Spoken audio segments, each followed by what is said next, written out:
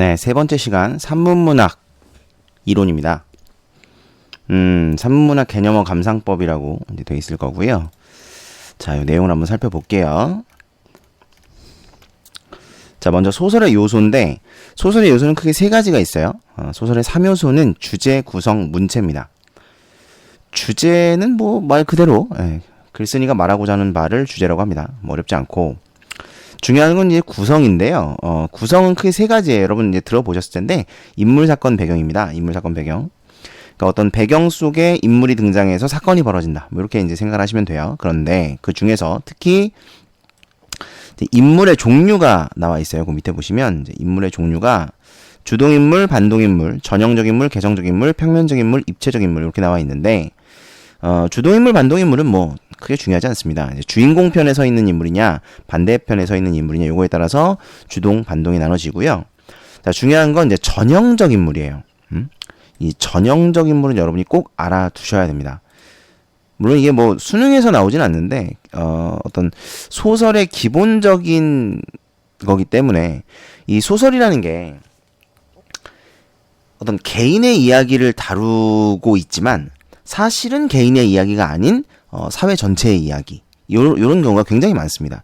이제 우리나라 소설이 그 사실주의 소설들이 많기 때문에 그런데, 사실주의, 리얼리즘이라고 하는 이 사실주의 소설들에는 꼭 전형적 인물이 나오게 돼 있어요. 그래서 이 전형적 인물들이 그 계층을 대표하는 인물을 우리가 이제 전형적 인물이라고 하는데, 계층을 꼭 시작할 때 어떡하나. 계층을 대표하는 인물을 전형적 인물이라고 합니다. 한느. 이 전형적 인물은 사실주의 소설에 나와서 그 어떤 사회의 대표를 드러내주는 거예요. 이 사회가 이렇다라는 어떤 단면적인 부분을 드러냄으로써 이제 어떤 그 사회의 어떤 전체적인 것을 대표하는 그런 얘기가 나오는 건데, 예를 들면 여러분이 아시는 이제 운수 좋은 날 같은 경우에, 이 운수 좋은 날에 나오는 김첨지 같은 경우는 일제강점기 도시 하층민을 대표하는 인물이죠. 그러니까 일제강점기에 도시에 사는 하층민들은 이런 비참한 삶을 살았다라는 것을 대표해서 보여주는 거예요. 그러니까 우리가 그 인물을 통해서 그 인물의 삶만 보는 것이 아니라 그 사람이 살았던 그 시대의 모습까지도 살펴볼 수 있다는 겁니다. 그런 게 이제 전형적 인물의 어떤 기능인데, 그래서 이 전형적 인물은 꼭 사실주의 소설에는 꼭 등장을 하게 돼 있습니다. 그래서 계층을 대표하는 인물이다라는 걸 좀 알아두실 필요가 있겠고요. 그 다음에 이제 평면적 인물, 입체적 인물은 쉽죠. 예, 이거는 이제 성격 변화가 있느냐 없느냐. 예. 평면적 인물은 성격 변화가 없는 인물, 그죠? 그 다음에 입체적 인물은 성격 변화가 있는 인물이죠. 요 차이 알아두시면 되겠고요. 그 다음에 이제 중요한 게 사건인데, 사건에서 순행적 구성, 역순행적 구성, 액자식 구성 뭐 이렇게 나눠져 있습니다. 일단 순행적 구성이라는 것은 사건이 시간 순서에 따라 전개되는 거고요. 그 다음에 크기가 안 맞네. 시간 순서에 따라 전개되는 거고, 그 다음에 역순행적 구성이라는 거는 시간의 역전이 일어나는 거죠. 다시 말하면 현재에서 과거로의 이동이 있습니다. 그러니까 현재 사건을 서술을 하다가 서술이 과거로 바뀌는 거예요. 그러면 현재에서 과거로 바뀌는 거니까 이걸 시간의 역전이라고 하고, 이런 구성을 역순행적 구성이라고 이야기합니다. 그 다음에 액자식 구성은 많이 들어보셨을 텐데 이거 좀 중요하죠. 액자식 구성. 이야기 안에 또 다른 이야기가 있는 거죠. 이야기 안에 또 다른 이야기가 있는 구성을 우리가 액자식 구성이라고 하는데, 일반적으로는 요건 좀 써두세요. 일반적으로는 이야기를 해주는 사람이 있고 이야기를 듣는 사람이 있어요. 그래서 이야기를 해주는 사람이 자기가 알고 있는 이야기를 해주겠죠. 어떤 사람한테. 그 이야기를 우리가 보고 있는 거예요. 이해됩니까? 그러니까 예를 들어서 그 예전에 제가 군대 있을 때 보던 만화 중에 올림푸스 가디언이라는 만화가 있어요. 지금도 하는지 모르겠는데 평일 5시 반? 뭐 이때 하던 거예요. 근데 그 보면 아빠가 애들한테 그리스 로마 신화를 들려주는 겁니다. 그러니까 내가 보고 있는 건 그 아빠와 아이들의 이야기를 보고 있는 거죠. 그런데 그 이야기 안에는 그리스 로마 신화라는 또 다른 이야기가 들어있는 거예요. 이해되시나요? 그러니까 이런 식으로 구성된 것들을 액자식 구성이다 라고 이야기를 합니다. 자, 오른쪽에 예문을 보시면 일단 처음에 나와 있는 예문은 황석영의 삼포 가는 길. 우리나라 그 사실주의 소설을 또 대표하시는 분이죠. 황석영 작가. 이 삼포 가는 길 같은 경우 전형적 인물들이 등장을 하는데요. 자, 스피커에서 안내하는 소리가 옹을대고 있고, 자, 정씨가 있네요. 그죠? 정씨는 대합실나무 의자에 피곤하게 기대어 앉은 백화 쪽을, 백화도 있죠? 백화 쪽을 힐끗 보고 나서 말했다. 가시지 보기엔 좋은 여자 같고. 이제 이 얘기는 누구 얘기예요? 정씨의 얘기겠죠. 그런 것 같아요. 이건 뭐 또 다른 사람입니다. 또 아루 인연이 닿아서 말뚝박고 살게 될지, 이럴 때 아주 뜨내기 신세를 청산해야지. 영다리는, 자, 이제 영다리라는 인물도 나오죠. 영다리는 시무룩해져서 역사 밖을 멍하니 내다보았다. 영다리가 말합니다. 어디 능력이 있어야죠. 이제 능력이 없어서 결혼하기가 꺼려진다. 저 여자를 따라가기가 꺼려진다. 뭐 이런 얘기죠. 삼포행 같이 가실라우? 자기랑 같이 가자는 얘기죠. 어쨌든 영다리가 뒷주머니에서 꾸깃꾸깃한 500원짜리 2장을 꺼냈다. 저 여자를 보냅시다. 그러니까 영다리는 저 여자 백화라는 여자와 같이 가지 않기로 결정을 한 거죠. 여기서 이 정씨, 영다리, 백화는 다 전형적 인물입니다. 정씨와 영다리는 떠돌이 노동자예요. 정씨. 정씨와 영다리는 떠돌이 노동자. 그러니까 우리나라가 이제 건설업 뭐 이런 것들이 이제 발달을 하고 산업화가 진행이 되면서 그러면서 이제 노동자들이 많이 생겨납니다. 그러면서 이게 일자리를 찾아서 전국을 떠도는 거예요. 여기 가서도 살았다가 저기 가서도 살았다가 뭐 이렇게 이제 살게 되는 거죠. 그런 걸 이제 대표하고 있는 인물들이고 뭐 결혼을 하고 싶은데 좋아하는 사람이 있어도 마음에 드는 사람이 있어도 이제 능력이 없어서 또 정착할 수가 없어서 이러면 이제 정착해서 사는 삶을 살 수가 없죠. 떠돌이 노동자이기 때문에 떠돌아야만 살 수 있는 사람이니까. 그래서 백화와 함께 가지 못하는 겁니다. 그다음에 백화 같은 경우는 이제 상경한 여성 노동자, 뭐 노동자라고 말하기는 좀 어렵지만 상경한 여성들. 그러니까 이게 도시화가 진행되면서 그 서울 하층민을 차지했던 사람들이 다 누구냐면 시골에서 상경한 사람들이에요. 시골에서 돈 벌려고 서울로 상경했던 사람들, 뭐 아무것도 없거든. 걔들은 아무것도 안 가지고 서울에 올라온 거예요. 저희 부모님도 그러셨는데 아무것도 안 가지고 그냥 서울에 일하러 올라온 겁니다. 돈 벌려고. 올라왔더니 뭐 살 곳이 있나 뭐가 있나 아무것도 없죠. 게다가 저희 어머님 같은 경우, 저희 부모님 같은 경우는 이제 그 KT에서 일하신 그 당시에 한국통신인데, 그러니까 뭐 나름대로 이제 어쨌든 그 기술도 있고 공부도 좀 하셨고 이런 분들이지만 진짜 아무것도 모르고 그냥 시골에 살던 집에서 집안일만 하던 이런 사람들이 서울에 올라와요. 그럼 뭘 해 먹고 사냐고요? 해 먹고 살 게 없죠. 그 사람들이 할 수 있는 건 여자들 같은 경우는 보통 이제 가정부, 입주 가정부, 그러니까 집에 살면서 집안일 해주는 사람들. 그 다음에 또 뭐 버스 차장. 이거 이제 옛날 영화들 같은데 보면 많이 나오는데 옛날에는 그 버스 뒤에서 뒷문 열어주고 닫아주고 하시는 분들이 계셨어요. 그 버스 차장들. 그 뭐 아니면 이제 술집 여자들 뭐 이런 분들 굉장히 많았죠. 그래서 그런 상경한 여성 노동자들을 이제 대표하는 인물인데 백화는 여기서 이제 술집 여자예요. 술집 여자인데 거기서 이제 도망쳐 나왔습니다. 그래서 고향에 가고 있는 중이죠. 뭐 이런 전형적 인물, 전형성을 띠는 인물들이 이제 등장하고 있다. 뭐 이런 걸 이제 예시로 제시해 놓은 거고요. 그다음 그 밑에 보시면 이제 김원일의 어둠의 혼이라는 작품이 있는데 이건 이제 다른 거 필요 없고 처음에 몇 해 전이라는 말이 나오죠. 그러니까 이 앞에는 이제 현재에 대한 서술인데 이 뒷부분부터는 몇 해 전이니까 몇 해 전, 몇 년 전의 이야기를 이제 서술하는 거 아니겠습니까? 요걸 보면 아, 역술행적 구성이구나라는 걸 알 수 있다. 이런 얘기예요. 넘어갑니다. 자, 그 다음에 인물 사건 배경, 배경입니다. 시대적 배경, 공간적 배경 이런 게 있고요. 그 다음에 뭐 이거 중요하죠. 시대적 배경, 공간적 배경 중요한데 뭐 설명할 게 없어요. 그 다음에 문체. 문체는 딱히 모르셔도 됩니다. 뭐 짧게 썼냐, 길게 썼냐, 수식어가 맞냐, 적냐 뭐 이런 거에 따라서 나눠지는데 요새는 내신에서도 잘 안 나오기 때문에 요거는 넘어갈게요. 자, 네 번째 시점입니다. 요게 이제 중요하죠. 시점. 시점은 수능에도 나옵니다. 그쵸? 모의고사, 수능, 내신 뭐 다 나오는데 일단 크게 두 가지 1인칭과 3인칭으로 나눠지는데 1인칭과 3인칭을 나누는 기준은 항상 서술자예요. 그러니까 이 시점이라는 건 서술자가 어떤 관점에서 보고 있냐는 거예요. 그래서 서술자를 따지는 게 시점입니다. 서술자가 1인칭 주인공 시점인지 1인칭 관찰자인지 3인칭 전지적 작가인지 뭐 이걸 이제 따지는 건데 이건 중학교 때도 다 나왔던 것들이죠. 1인칭 주인공 시점은 주인공 지가 지 얘기하는 겁니다. 쉽게 말하면 나라는 인물이 나와서 지가 지 얘기를 하는 거예요. 1인칭이라는 건 나가 서술한다는 얘기죠. 1인칭이라는 건 나가 서술하는 거고 3인칭이라는 건 이제 작가가 서술하는 거고 작가 요게 이제 다른데 그래서 여러분이 시점을 따지실 때는 제일 먼저 따져야 될 게 나가 있는지 없는지를 제일 먼저 보셔야 됩니다. 나가 있으면 1인칭, 없으면 3인칭 이렇게 생각을 해주시면 되겠죠. 그래서 1인칭 나가 나오는데 주인공이다. 지가 지 얘기한다. 그러면 주인공의 내면 심리가 가장 잘 드러나겠죠. 그 다음에 나가 지 얘기를 안 하고 자꾸 남 얘기를 해.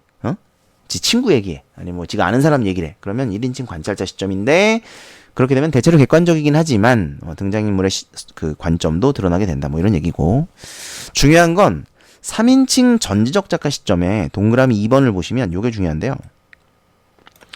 특정 인물을 대변하는 입장에서 서술하는 경우가 있다. 이건 이제 선택적 작가 시점이라고 하는데 뭐 그 말 자체는 모르셔도 됩니다. 이게 뭐냐면 원래 전지적 작가 시점은 모든 인물의 내면을 다 서술할 수 있죠. 그죠? 모든 인물의 내면을 다 서술할 수가 있습니다. 전지적 작가니까. 그런데 일부러 안 해. 이해돼요? 일부러 어떤 한 사람의 입장에서만 서술을 하는 거예요. 다른 사람의 내면 심리는 건드리지 않고. 일부러 그러는 겁니다. 그러면 어떤 착각을 일으키냐면 예를 들어 운수 좋은 날도 마찬가지예요. 운수 좋은 날의 주인공이 누굽니까? 김첨지죠. 네. 그래서 아이들이 운수 좋은 날, 학생들이 운수 좋은 날을 읽으면 1인칭 주인공 시점이라고 대답하는 경우가 가끔 있어요. 네. 왜? 김첨지의 내면만 나오거든요. 다른 인물의 내면은 안 나오거든. 그러니까 얘가 주인공이네? 1인칭 주인공인가? 이지거리 하고 있는 거야.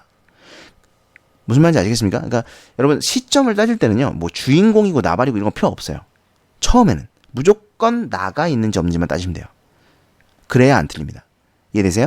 나가 있느냐 없느냐를 먼저 따지시고요. 그 다음에 얘가 뭐 주인공인지 나머지인지 멋지인지를 따지세요.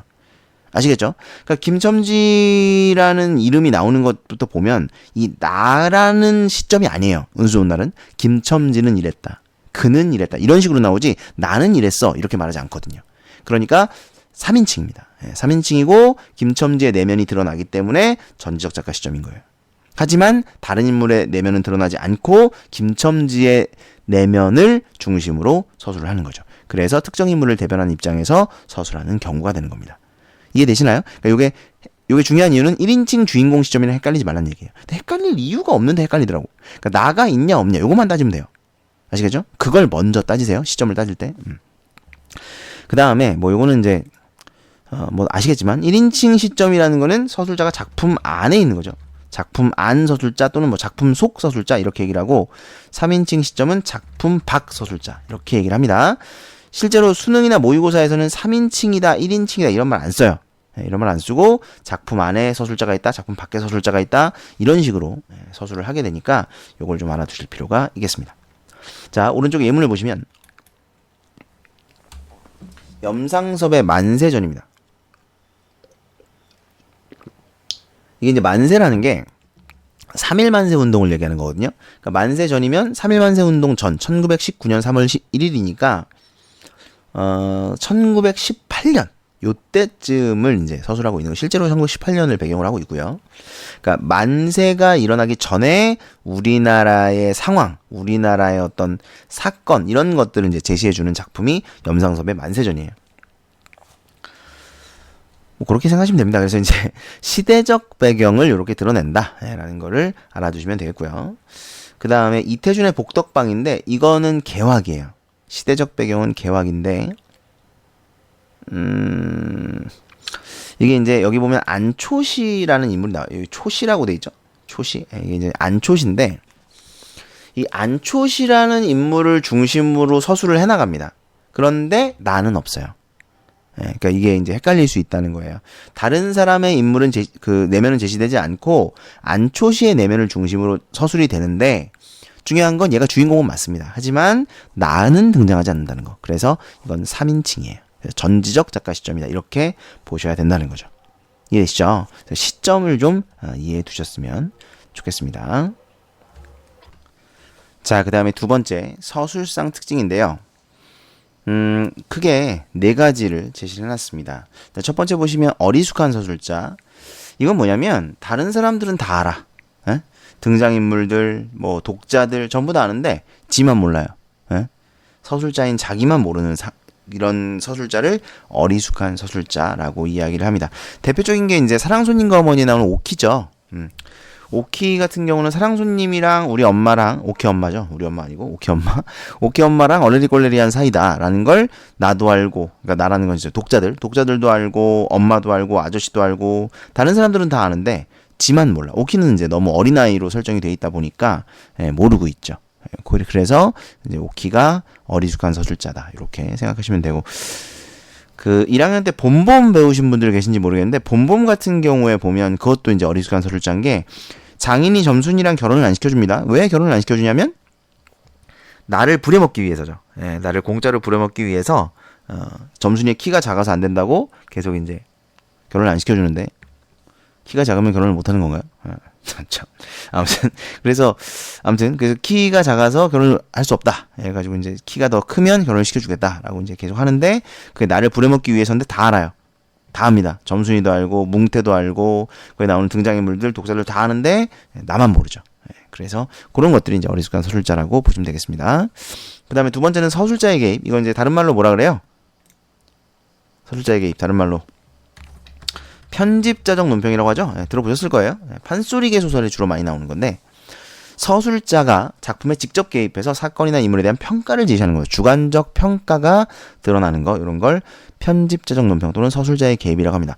사실 엄밀히 따지면 좀 달라요. 서술자의 개입이랑 편집자적 논평은 좀 다른 건데 그냥 같다고 보셔도 무방합니다.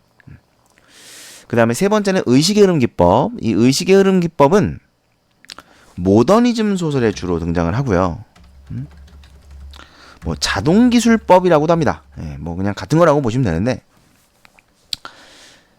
이 의식이라는 거, 사람의 의식, 생각이라는 것은 좀 일정한 연관성이 없이 흘러가는 경우가 많아요.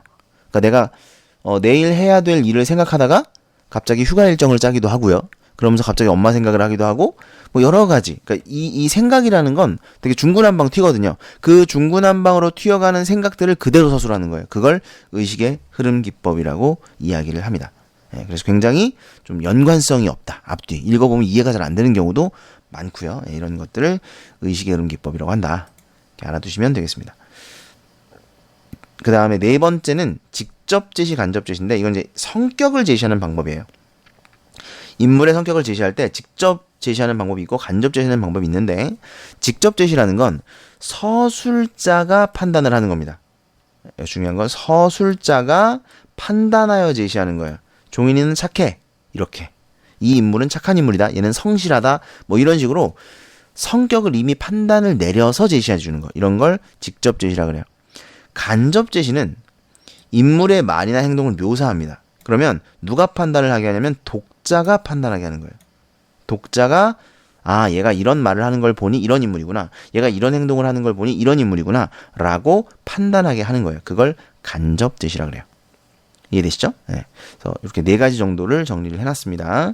자, 오른쪽 위에 예시를 보시면 이건 이제 채만식의 치숙이라고 나와 있는데 아니고 사랑손님과 어머니예요. 제목이 잘못 나와 있습니다. 그러니까 사랑손님과 어머니 아까도 말씀드렸지만 오키는 파악을 못하고 있다는 겁니다. 그래서 어리숙한 서술자죠. 여기 보시면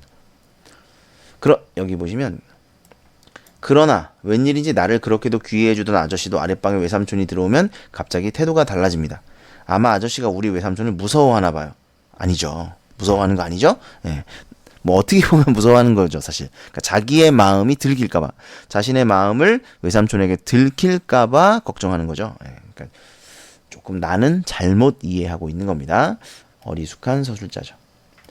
그 다음에 오상원의 유해 같은 경우는 요거 이제 읽어보세요. 읽어보시면 몽롱한 의식 속에 라는 말이 나오잖아요. 그렇죠? 몽롱한 의식 속에 같이 나간 대화가 오고 간다. 그 뒤에는 전부 다 뭐냐면 이 사람의 의식을 서술하고 있는 겁니다. 그래서 이 부분은 의식의 흐름 기법이 사용되었다. 이렇게 보시면 돼요. 의식의 흐름 기법. 됐죠? 이렇게 해주시면 되겠습니다. 자, 그 다음 넘어가서 세 번째. 소설 감상법인데 다른 거 없습니다. 예, 인물 파악하시고요. 예, 인물 체크. 그 다음에 인물간의 관계 그리고 상황을 파악해주면 끝. 근데 요게 잘 안 된다는 거죠. 요것만 하면 되는데 요걸 하면 돼요. 네, 잘 안 된다. 그래서 요걸 하기 위해서 연습을 하셔야 된다. 이런 얘기였죠. 일단 그는 결코 대담하지 못한 눈초리로 비스듬히 두 칸 통 떨어진 곳에 앉아있는 여자의 여보 얼굴을 곁눈질하였다. 그리고 다음 순간 그와 눈이 마주칠 것을 겁내하여 시선을 돌리며 여자는 혹은 자기를 곁눈질한 남자의 꼴을 곁눈으로 느꼈을지도 모르겠다고 그렇게 생각하여 본다. 여기서 제가 지금 체크한 그가 누구죠? 이런 거 파악하는 게 중요하거든요. 네, 여자입니다. 그 여자. 그러니까 그 여자와 눈이 마주칠 것을 겁나하며 시선을 돌린 거예요. 그러면서 속으로 생각한 거야. 저 여자가 혹시 내가 자기를 봤다는 걸 느꼈을까? 라고 생각하여 본다. 이런 뜻이에요. 이해됩니까? 그러니까 이게 문장으로 되어 있는데 이걸 읽고 이해를 할 수 있어야 되는데 이걸 잘못 이해하면 이제 내용 자체를 파악하기가 어려워지는 거죠. 네. 여기 이제 소설가 구보 씨의 일일인데 밑에 읽어보시면 이 여자와 구보가 읽어보시고 한번 생각을 해보세요. 이 여자와 구보는 어떤 관계입니까? 요것만 잘 파악할 수 있어도 글을 좀 잘 파악하시는 거예요. 한번 쭉 읽어보면서 구보랑 여자가 어떤 관계인지를 한번 파악을 해보세요.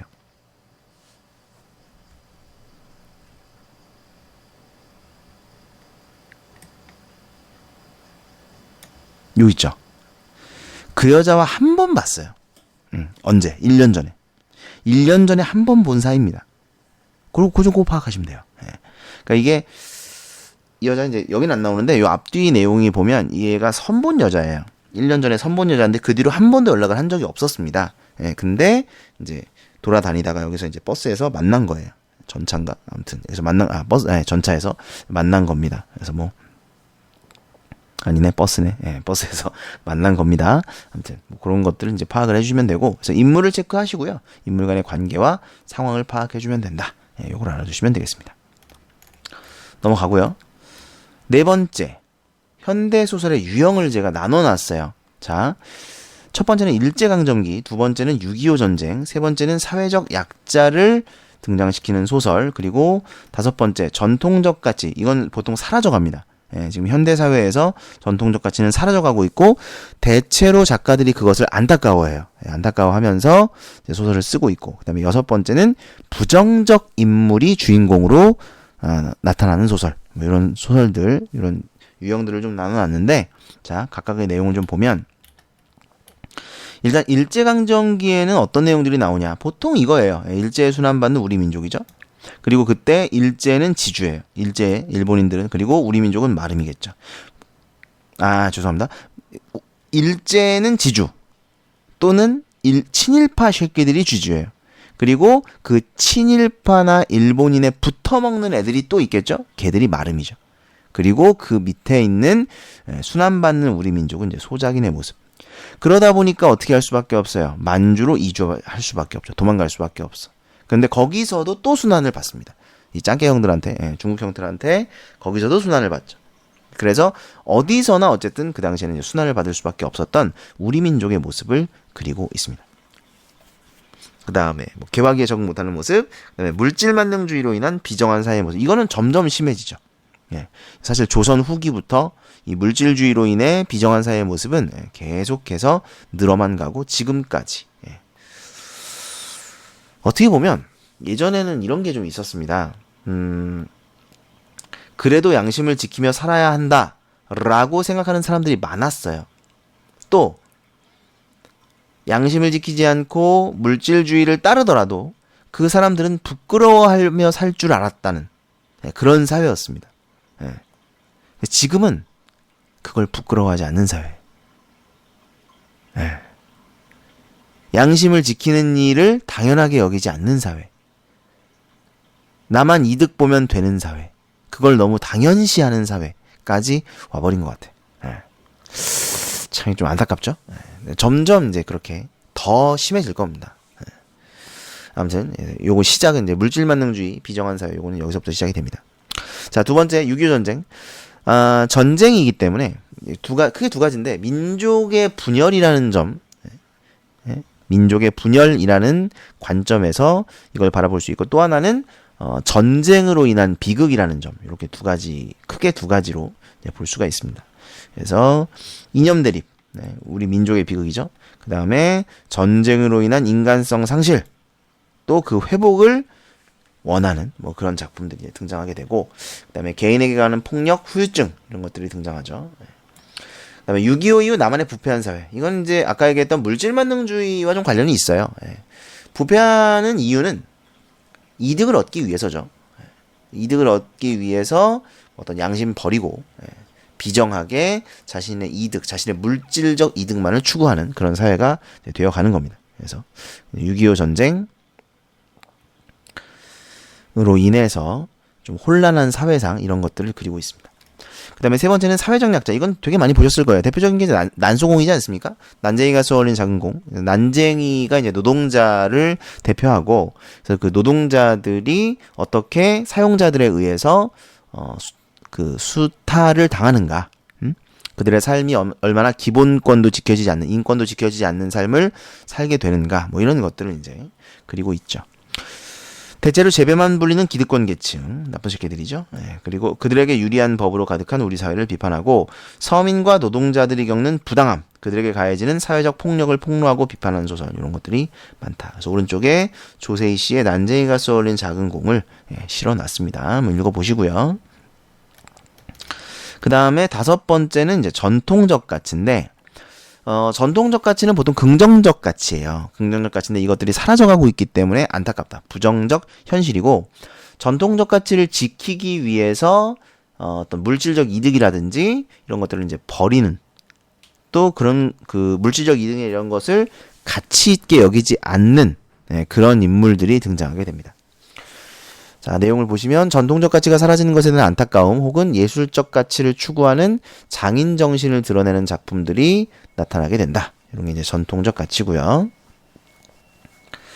그 다음에 여섯 번째는 부정적 인물인데, 부정적 인물을 그 주인공으로 하는 그런 작품들이 있어요. 그러니까 이제 대표적인 게 지금 오른쪽에 나와 있는 채만식의 치숙이라는 작품이나 그 다음에 그 전광용 씨가 쓴 껍빛단리 뭐 이런 작품들이 있어요. 근데 이런 작품들을 보면 보통 이 부정적 인물들은 자기의 개인적인 이득을 추구하는 인물, 그 다음에 기회주의적인 인물, 뭐 이런 인물들입니다. 그래서 나와 있죠? 주인공 자체가 부정적 인물이며 대체로 기회주의적 인물이 많고 부정적 인물을 전면에 내세워서 반어적으로 풍자하는 효과를 얻을 수 있다. 태평천하 아시죠? 그 윤직원 영감이 일제강점기를 태평천하라고 표현을 했어요. 뭐 그런 것들이 이제 반어적이고 반민족적이죠. 그래서 오른쪽에 보시면 이청준의 줄, 이거는 이제 전통적 가치와 관련된 내용인데요. 줄광대 아세요? 그 줄 타는 거 있잖아요. 옛날에 보면 이렇게 줄 하나 걸어놓고 그 위에 올라가서 뛰어놀고 막 이런 사람들 이제 줄광대라고 하는데, 그 줄광대의 이야기를 제시해 놓은 그런 소설입니다. 그래서 이청준의 줄이라는 작품, 여기 보면 그 헌호인이 나오는데, 이 헌호인이 줄을 탈 기력이 이제 없어요. 평생을 줄을 탔는데, 근데 그 줄에서 내려가는 것을 거부하고 줄을 타다가 떨어져 죽습니다. 그래서 어떤 장인 정신 뭐 그런 것을 우리가 좀 느낄 수 있죠. 그 다음에 그 밑에 보시면 이제 채만식의 치숙, 진짜 치숙이죠. 이거는 채만식의 치숙이 있는데, 이거는 이제 부끄러운 숙부라는 뜻이에요. 그래서 그 숙부가 여기 나가 있고요. 여기 보시면 내 이상과 계획은 이렇거든요. 이렇게 나와 있죠. 나가 있고, 이 나의 숙부가 있는데, 숙부는 사회주의자예요. 사회주의 운동을 하다가 감옥 갔다 나와서 지금 이제 아내한테 얹혀 사는 뭐 그런 인물인데, 사실은 둘 다 좀 부정적입니다. 둘 다 부정적인데 그나마 나보다는 숙부가 나아요. 숙부는 어쨌든 그래도 일제에 대한 비판적 인식을 가지고 있거든요. 근데 나는 완전 친일, 기회주의, 뭐 이런 사람입니다. 이런 애죠. 여기 내용을 보시면 조선 여자는 싫다. 뭐 구식 여자는 이래서 싫고 신식 여자는 이래서 싫고, 그다음에 중략 이후에 보시면 뭐 성명도 일본인 성명으로 갈고 집도 일본인 집에서 옷도 일본인 옷, 밥도 일본식으로 먹고 뭐 이런 식이에요. 그래서 완전히 이제 어떤 조선을 무시하고 일본인들의 모든 것을 받아들여서 잘 먹고 잘 살겠다, 뭐 이런 마인드를 가지고 있는 이런 인물입니다. 그래서 우리가 이걸 볼 때에는 분명히 이 주인공이 잘못됐다라는 걸 느낄 거예요. 그래서 이 인물을 비판하고 풍자하는 그런 내용이다, 이렇게 생각을 해주시면 되겠습니다. 그 외에도 많은 소설들이 있어요. 그래서 소설들을 많이 보시고 인물들을 많이 체크하셔서 좀 유형을 유형화할 수 있으면 여러분이 소설을 읽을 때 도움이 많이 되실 겁니다.